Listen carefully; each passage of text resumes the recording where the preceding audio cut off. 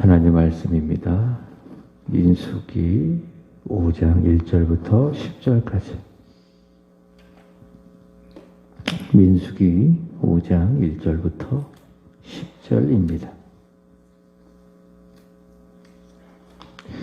여호와께서 모세에게 말씀하여 이르시되 이스라엘 자손에게 명령하여 모든 나병 환자와 유출병이 있는 자와 죽음으로 부정하게 된 자를 다 진영 밖으로 내보내되 남녀를 막론하고 다 진영 밖으로 내보내어 그들이 진영을 더럽히게 하지 말지니라. 내가 그 진영 가운데에 거하느니라 하시매 이스라엘 자손이 그같이 행하여 그들을 진영 밖으로 내보냈으니 곧 여호와께서 모세에게 이르신 대로 이스라엘 자손이 행하였더라. 여호와께서 모세에게 말씀하여 이르시되 이스라엘 자손에게 이르라. 남자나 여자나 사람들이 범죄하는 죄를 범하여 여호와께 거역함으로 죄를 지으면 그 지은 죄를 자복하고 그 죄값을 온전히 갚되 5분의 1을 더하여 그가 그 죄를 지었던 그 사람에게 돌려줄 것이요 만일 죄값을 받을 만한 친척이 없으면 그 죄값을 여호와께 드려 제사장에게로 돌릴 것이니 이는 그를 위하여 속죄할 속죄의 수양과 함께 돌릴 것이니라. 이스라엘 자손이 거제로 제사장에게 가져오는 모든 성물은 그의 것이 될 것이라. 각 사람이 구별한 물건은 그의 것이 되나니 누구든지 제사장에게 주는 것은 그의 것이 되느니라. 아멘.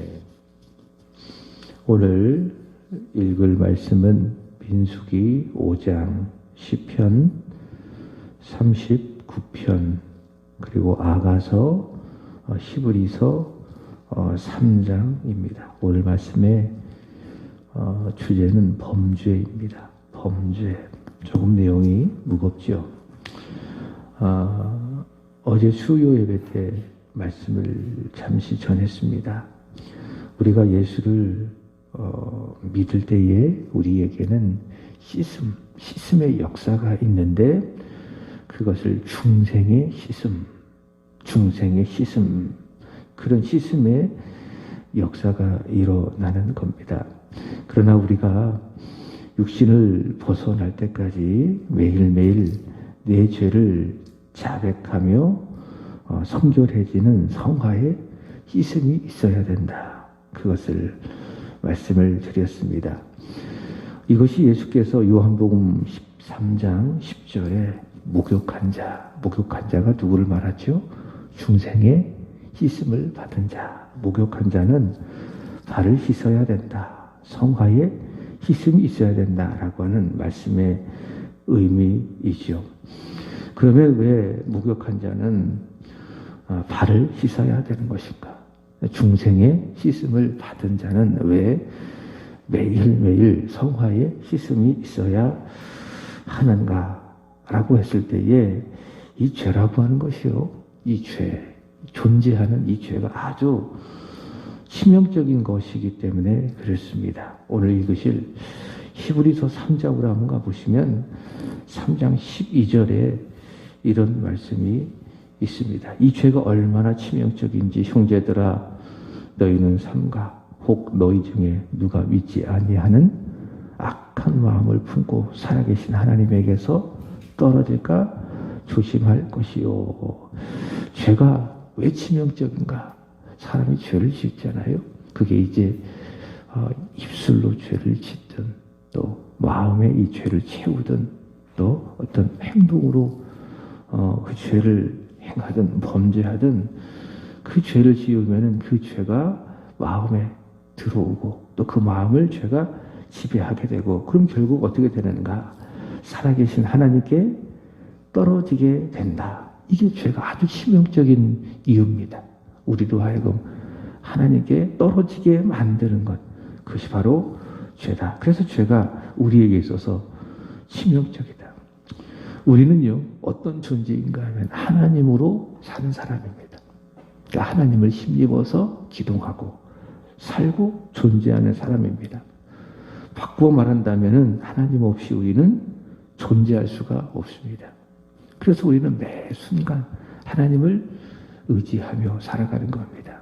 시편 기자가 시편 62편에서 말했던 것처럼 시시로 그를 의지하는 겁니다. 이게 우리의 존재요, 또 우리의 믿음이요, 우리의 신앙이죠. 근데 죄라는 것이 내 마음에 들어오면, 틈을 비집고 죄가 내 마음에 들어오면 그게 내 마음을 지배하게 되고 결국 어떻게 되는가? 나로 하여금 살아계신 하나님과 멀어지게 만드는 겁니다. 그게 죄가 하는 궁극적인 역할이죠. 그게 죄의 역사죠. 그래서 이 죄라고 하는 것은 특별히 예수를 믿는 사람들에게는 아주 치명적인 것이다. 그래서 히브리서 기자는 그 죄로 인해서 너희의 마음이 완악하게 되어서 살아계신 하나님으로부터 떨어지지 않도록 그 대안을 제시하는데 13절이 있죠. 오직 오늘이라 일컫는 동안에 매일 피차 공면하여 너희 중에 누구든지 죄의 유혹으로 완고하게 되지 않도록 하라. 이렇게 말씀하고 있습니다. 그러니까 서로 위로하고 서로 말씀으로 위로하고 서로 기도해주고. 그래서 오늘 기도할 때도 나만 위해서 기도해주지 말고 우리 주변에 있잖아요.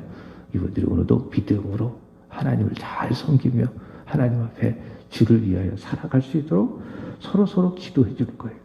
그렇게 서로 위로하고 서로 권면하고 서로 기도해 줄 때에 우리가 죄를 짓지 아니하고 범죄하지 아니하고 하나님께 신뢰하며 하나님을 위해서 살아갈 수가 있다라고 하는 것입니다. 죄가 이렇게 살아계신 하나님에게서 떨어지게 만드는 것이기 때문에 하나님께서는 이 죄를 아주 엄격하게 오늘 읽은 본문 말씀에서 처리하고 다루시는 것을 볼 수가 있습니다.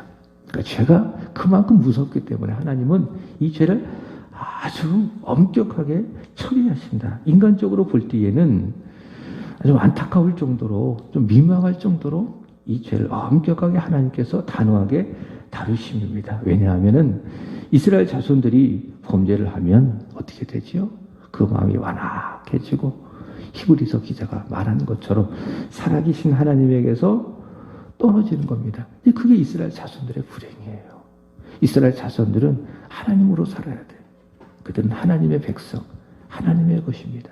하나님 없이 한순간도 살아갈 수 없는 존재가 이스라엘 자손들입니다. 근데 그들이 범죄하여서 하나님으로부터 떨어지면은 그 자체가 그들에게 불행이요, 고통이요, 크나큰 죽음이기 때문에 하나님께서는 오늘 우리가 읽은 민수기 5장에서 이 죄를 아주 엄격하게 처리하십니다. 2절의 말씀을 보시면은 이스라엘 자손에게 명령하여 모든 나병 환자, 유출병이 있는 자, 죽음으로 부정하게 된 자를 다 진영 밖으로 내보내라. 이렇게 말씀하고 있습니다. 여러분, 나병이라든지 유출병이라는 것은 몸에서 어떤 피라든지 기타 여러 가지 액체들이 흘러나오는 것을 유출병이라고 하지 않습니까? 그리고 죽음, 시체를 만져서 그로 인해서 부정하게 된 자. 이것들이 다 무엇입니까? 죄의 결과들 아니겠습니까? 나병, 유출병, 죽음으로 부정하게 된 것 다 무엇이다? 다 죄의 결과들이다. 그래서 이 죄들을 하나님께서 용납하지 아니하시고 이 죄를 허용하지 아니하시고 다 어떻게 하십니까? 다 하나도 빠짐없이 다 진영 밖으로 내보내라 라고 하십니다. 3절의 말씀을 보시면은 남자든지 여자든지 막론하고 다 진영 밖으로 내보내라 이렇게 말씀합니다. 왜 그렇습니까? 죄라고 하는 것은 그들 가운데 거하시는 하나님. 그게 3절 하반절 말씀 아닙니까? 하나님은 그 진영 가운데 거하신다. 하나님께서 거하시잖아요. 그들이 사는 곳에. 이 죄라고 하는 것은 그들 가운데 거하시는 살아계신 하나님으로부터 이 떨어지게 만드는 치명적인 것이기 때문에 하나님의 백성이 하나님과 떨어진다. 그 자체가 고통이요 죽음이기 때문에 하나님께서 그 죄를 처리하시는 거예요. 그 죄를 다 진영 밖으로 내보내라. 6절의 말씀을 보시면은 남자나 여자나 죄를 범하여 여호와를 거역함으로 죄를 지으면은 죄가 뭐예요? 여호와를 거역하는 거예요. 하나님 말씀을 듣지 아니하고 자기 생각대로 자기 고집대로 살아가는 게 뭐예요? 그게 죄예요. 그래서 예수를 믿지 않는 사람은 이 죄 아래 놓여져 있는 거죠. 그 자체가 죽음이고 불행이고, 예수를 믿는 사람도 때로는 중생의 시슴을 얻었어도 성화의 시슴을 하는 것 보니 죽을 때까지 죄를 짓습니까? 안 짓습니까? 짓는 거죠. 그 죄가 뭐예요? 여호와의 말씀을 거역하는 거예요. 말씀에 불순종하는 게 뭡니까? 그게 죄다. 그래서 남자든지 여자든지 여호와의 말씀에 거역함으로 말미암아 죄를 지으면은 그냥 넘어가지 말고 그 죄를 반드시 처리해야 된다. 그게 첫 번째 무엇입니까? 7절의 말씀을 보시면은 그 죄인지를 뭐하고 자복하고, 어제 말씀을 드렸잖아요. 성화의 시스템을 위해서 첫 번째 해야 될 것이 무엇입니까? 자복하는 것, 자백하는 것. 그저 하나님, 제가 이런 죄를 지었습니다. 제가 불순종했습니다. 용서해 주세요. 그렇게 용서를 구하기보다는 무엇이 더 성경적이라고 말씀드렸습니까? 자백하는 거예요. 자복하는 거. 하나님, 자백하잖아요. 자복하잖아요. 그럼 하나님 용서해 줄 수밖에 없어요. 왜? 하나님은 미쁘신 하나님이시기 때문에. 요한에서 1장 9절에 말씀하잖아요. 너희가 너희 죄를 뭐하면? 자백하면. 오늘 말씀에 의한다면 자복하면 그는 미쁘시다. 그러니까 믿을만 한 분이시다. 하나님은 믿을만 한 분이시다. 그렇기 때문에 우리 모든 불의에서 깨끗하게 하실 것이요. 그러니까 하나님은 우리가 자백하면 그 마음을 다해서 진심으로 자복해야 되겠죠. 진실로 자백해야 되겠죠. 그러면 하나님은 정말 미쁘신 하나님이시기 때문에 우리를 모든 불의에서 깨끗하게 해 주신다. 자, 죄를 지었을 때 여호와의 말씀을 거역함으로 말미암아 반드시 뭐 해야 된다? 자복해야 된다. 그리고 그 죄값을 온전히 갚아라.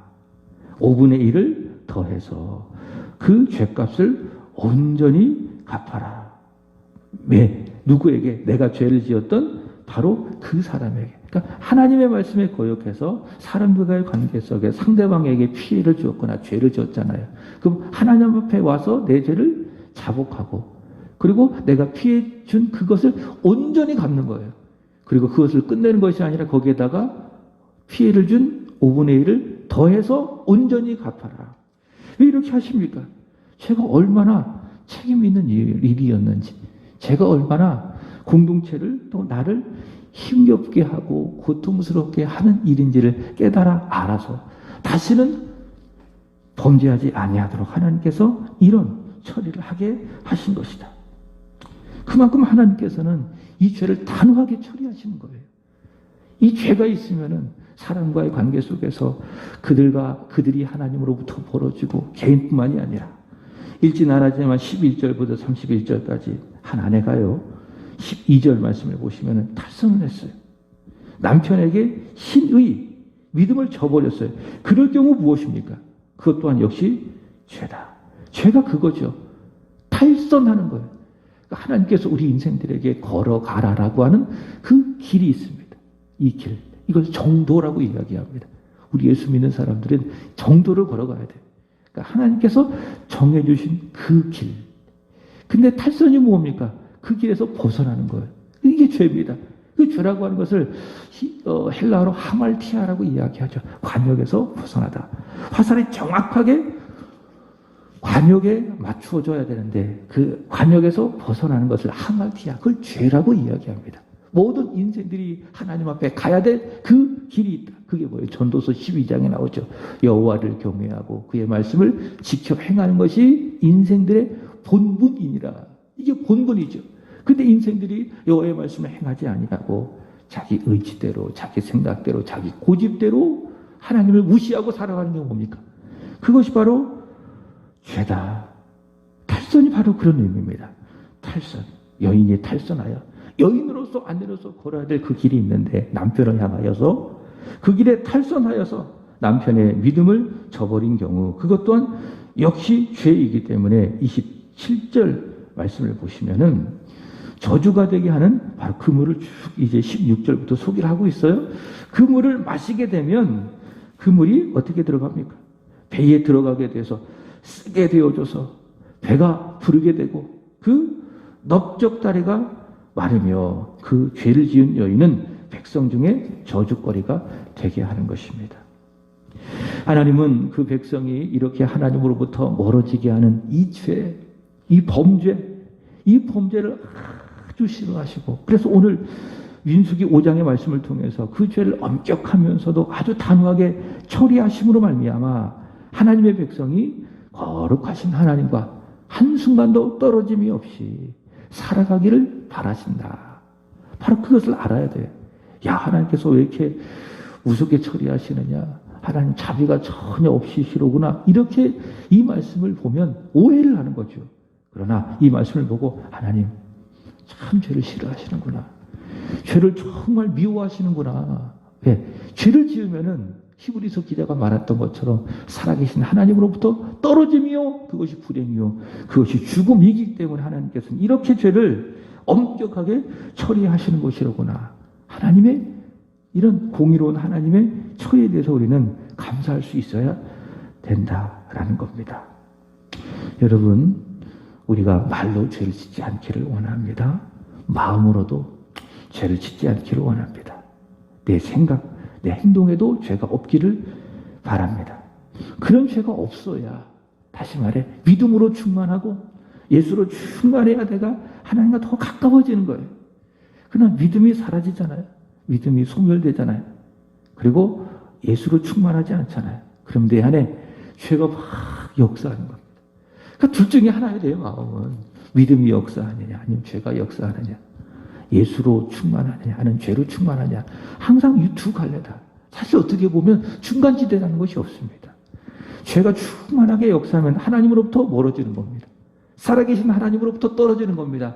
반면에 예수로 충만하자, 믿음으로 충만하잖아요. 그 증거가 있는 것이죠. 열심히 기도하고 예배도 잘 드리고 말씀도 기쁨으로 듣고 찬양도 부르고, 이게 이제 내 안에 믿음이 역사한다, 예수가 충만한다. 그러면 하나님과 가까워지는 것입니다. 그러나 혹시 우리가 육신을 갖고 있기 때문에 연약하여, 때로는 악하여 우리가 범죄했다면은 어떻게 해야 돼요? 즉시 깨닫는 거예요. 그게 믿음이에요. 그냥 내버려두면 안 돼요. 자꾸 입술로 범죄하는데 불평하고 원망하고 자꾸 상황 탓하고, 하나님께서 우리에게 허락하신 그 말씀들을 깨달음 없이 자꾸 내 고집대로 살아가고, 이렇게 살아가고 있는데 내버려두면 절대로 안 된다. 그 죄를 즉시 깨닫고, 어제 말씀드렸던 것처럼 내 지은 죄를 뭐 하자고요? 자백하자고요. 미쁘신 하나님께서 우리 모든 불의에서 우리를 깨끗하게 해주셔서 내 안의 죄를 소멸시켜 주셔서, 주님 말씀하셨던 것처럼 요한복음 17장 17절 진리의 말씀으로 우리를 깨끗하게 하셔서 우리로 하여금 살아계신 하나님께 가까이 가게 하신다. 요즘 거리두기가 해제되었습니다. 그렇지만 이 코로나가 대유행할 때에는 이 거리두기를 하면서 온 국민들이 힘썼던 게 뭐예요? 두 가지죠. 방역이고 위생이죠. 방역이 뭡니까? 손을 잘 씻고, 위생도 같은 의미죠. 손도 잘 씻고 마스크도 잘 쓰고 또 서로 간의 간격도 유지하고, 이게 방역이고 위생. 이렇게 해야 이 코로나 바이러스로부터 개인의 건강을 지킬 수 있지 않습니까? 우리의 영혼도 마찬가지입니다. 영적 방역이 있어야 돼요. 지금 일반적인 이런 의학적인 방역은 끝났지만은 물론 마스크도 쓰고 있고, 그러나 전보다는 약하지 않습니까? 우리 영혼도 마찬가지입니다. 우리 영혼은 끊임없는 방역이 있어야 돼요. 우리에게는 항상 영적인 방역, 영적인 위생이 있어야 된다. 언제까지 그렇습니까? 평생, 죽을 때까지. 그런 의미에서 우리는 항상 영적 이 팬데믹 속에서 살아가야 됩니다. 영적 방역과 영적인 위생에 힘을 써야 할 것입니다. 이게 믿음입니다. 성경을 쭉 보니까는 이 영적인 방역과 영적인 위생에 아주 힘을 썼던 사람이 있어요. 항상 그 사람은 영적 팬데믹 속에 살았어요. 항상 죄가 있다. 죄가 항상 내 마음에 스며들어서 나로 하여금 살아계신 하나님께 떨어지게 하지 못하게 하려고 애쓰고 노력했던 사람이 누굽니까? 바로 그 사람이 오늘 우리가 읽은 시편 39편에 등장하는 다윗입니다. 그래서 다윗은요, 죄를 안 지어서 믿음의 사람이라기보다는 죄를 안 지어서 믿음의 사람이라기보다는 죄를 지었지만은 다윗이 믿음의 사람인 것은 즉시 회개하고 또 할 수 있는 대로 범죄하기 위해서 아주 애썼던 사람이기 때문에 하나님 그걸 뭘로 보신 거예요? 그걸 믿음으로 보신 거예요. 그리고 그 믿음을 기뻐하신 거예요. 우리가 죄를 안 지으면 얼마나 지켰어요? 예수님처럼 살면 얼마나 좋겠습니까? 그러나 이 세상에 그런 사람이 있습니까? 없습니까? 없습니다. 다 죄를 짓습니다. 이 입으로도 얼마나 많이 죄를 지어요. 또 행동으로도 얼마나 많이 지어요. 때로는 누굴 속이기도 하고 거짓말을 하기도 하고 불신과 불평과 원망 속에 얼마나 우리는 범죄하며 살아가고 있지 않습니까?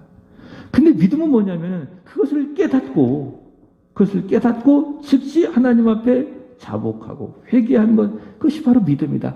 하나님 바로 그 믿음을 좋아하신 거예요. 그 믿음을 기뻐하신 거예요. 다윗이 그런 사람 아니겠습니까? 바세바의 아내, 바세바를 범했죠. 바세바의 아내란다. 우리아의 아내 바세바를 범했죠. 그래서 하나님께서 그런 다윗을 책망하기 위해서 나단 선지자를 즉시 보내시지 않습니까? 그리고 나단 선지자를 통해서 당신은 악한 사람이다. 당신의 범죄를 이러한 범죄가 하나님 앞에 죄악이다. 이렇게 전하지 않았습니까? 그래서 즉시 어떻게 했습니까? 즉시 무릎 꿇고 하나님 앞에 회개했습니다. 하나님은 그것을 기뻐하시는 거예요. 기뻐하시는 거예요. 다윗이 바로 그런 사람이에요. 영적 방역과 영적 위생에 아주 민감하고 아주 힘을 썼던 사람이다.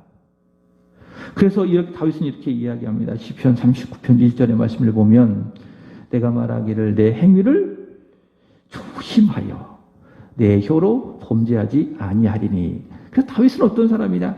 항상 하나님 앞에 자기 행위를 조심한 거예요. 내 행위가 탈선하는 것이지 않을까? 하나님을 향한 신의를 버리는 것이 아닐까? 하나님을 향한 거역한 것이 아닐까? 그리고 내 혀로 범죄하지 아니하리니. 입술로 죄를 짓지 아니하게 하여 항상 영적 방역과 영적 위생에 온전히 힘을 썼던 사람이다. 항상 행동 조심하고 하나님 앞에서 항상 말 조심하고 그런 사람이 누구였어요? 이게 다윗이었어요. 하나님 그것을 기뻐하시는 거예요. 그 죄가 들어온다면은 마음이 완악해지고 성경이 말씀하고 있는 것처럼 살아계신 하나님으로부터 내가 떨어질 수도 있기 때문에 다윗은 한순간도 하나님 없이 살 수 없는 존재라고 늘 고백했던 사람이 아니에요. 그런 존재이기 때문에 그런 존재가 죄가 들어오면 하나님으로부터 멀어질 수 있기 때문에 그는 항상 영적인 방역과 위생에 힘을 썼다. 아가서 3장에 가보면 술람미 여인은 찾고 또 찾았다 라고 이야기합니다. 거리에서도 찾고 큰 길에서도 찾고 3절 보면 성 안에서 순찰하는 자들에게 물어보기도 하고 찾고 찾았다. 그 누구를 찾은 겁니까? 사랑하는 사람을 찾은 거예요. 이게 솔로몬 있죠. 자기가 사랑하는 사람. 사랑은 뭡니까? 찾는 거예요. 그래 몹시 찾는 거예요. 그게 뭡니까? 그게 사랑입니다. 그러니까 사랑하면은 낮에도 찾고 밤에도 찾고. 그래서 사랑하는 연인들의 사랑하는 모습을 보세요.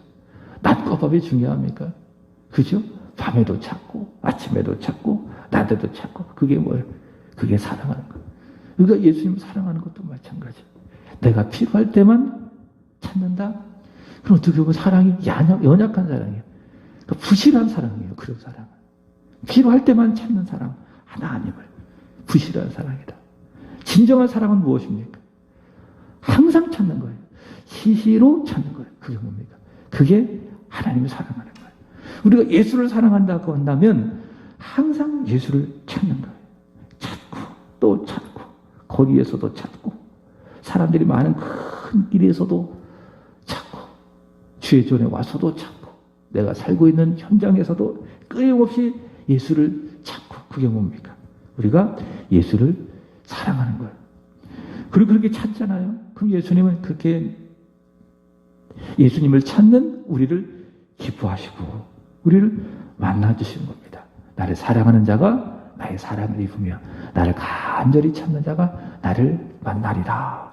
그 말씀처럼 그렇게 사랑하여 찾고 찾은 우리를 예수님께서는 만나주시는 겁니다. 그게 아가서 3장 4절의 말씀이에요. 찾고 찾았더니 결국 그 여인은 사랑하는 사람을 만나게 되는 겁니다. 그분이 누구십니까?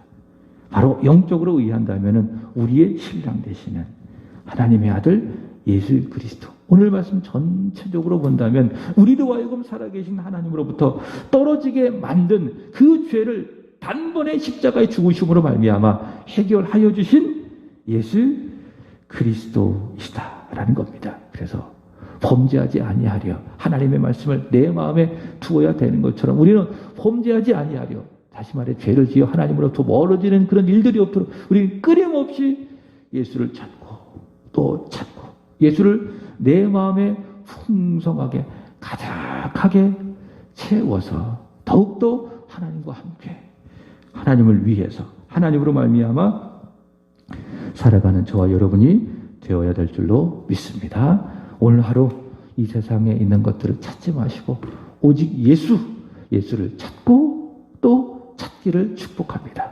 그게 사랑입니다. 예수를 찾으면은 하나님과 가까워집니다. 하나님을 사랑하게